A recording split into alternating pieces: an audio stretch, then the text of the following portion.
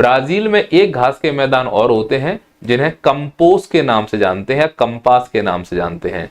इन्हें कैरेडो के नाम से बोलते हैं ब्राजील वाले। तो कटिंगा घास के मैदान ब्राजील में है, उष्णकटिबंधीय घास के मैदान है। इनकी पत्तियां कठोर और पौधों की लंबाई ज्यादा होती है। कंपास घास के मैदान एक प्रकार के सवाना घास के मैदान है, यह भी उष्णकटिबंधीय क्षेत्र में प्राप्त होते हैं। इनकी भी लंबाई ज्यादा और पत्तियां कठोर होती हैं। लानोस भी एक प्रकार के घास के मैदान है, सवाना प्रकार के, जो वेनेजुएला और कोलंबिया में प्राप्त होते हैं। दोनों में फर्क यह है कि यह दक्षिणी गोलार्ध में स्थित है और यह उत्तरी गोलार्ध में स्थित है। महाद्वीप दोनों का एक ही है, देश अलग अलग है। घास का नेचर सवाना है, लानोस भी सवाना है, कंपास भी सवाना है, कटिंगा भी सवाना है।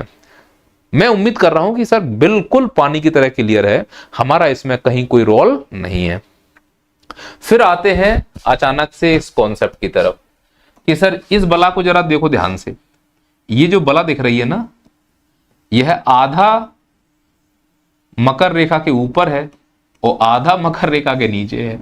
देखो जरा ध्यान से इसको, यह आधा मकर रेखा के ऊपर है भाई और आधा मकर रेखा के नीचे है पीले रंग का।